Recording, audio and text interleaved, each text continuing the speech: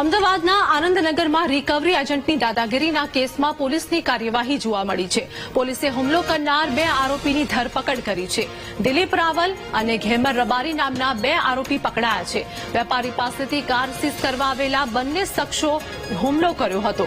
આરોપીઓએ પથ્થર અને દંડાથી કારમાં તોડફોડ પણ કરી હતી।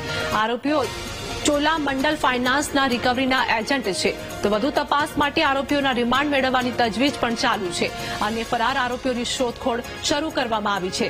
સ્વિફ્ટ ડિઝાયર કાર સીઝ કરવા આવતા આ બબાલ થઈ હતી, જેમાં વેપારી નવીનભાઈ નાયક ઇજાગ્રસ્ત થતા હોસ્પિટલ લઈ જવામાં આવ્યા છે। સ્વિફ્ટનો ધંધો કરે છે અને એમને એમના એક મિત્ર પાસેથી સ્વિફ્ટ ડિઝાયર ગાડી લીધેલી અને આ ગાડી ઉપર ચોલામંડલમમાંથી લોન ચાલુ હતી અને આ ગાડી એમણે એમના ઘર જોડે પાર્ક કરેલી। એ વખતે આ જે ચોલામંડલમ ફાઇનાન્સના 2 સીઝર દિલીપ રાવલ અને ઘેમરભાઈ રબારી આ ગાડી લેવા માટે આવેલા અને ફરિયાદી અને એના કાકા અને એના ભાઈને બધા ભેગા થયેલા અને એમણે આ ગાડી આપવાની ના પાડેલી। ત્યારે એમના વચ્ચે મારામારી થયેલી।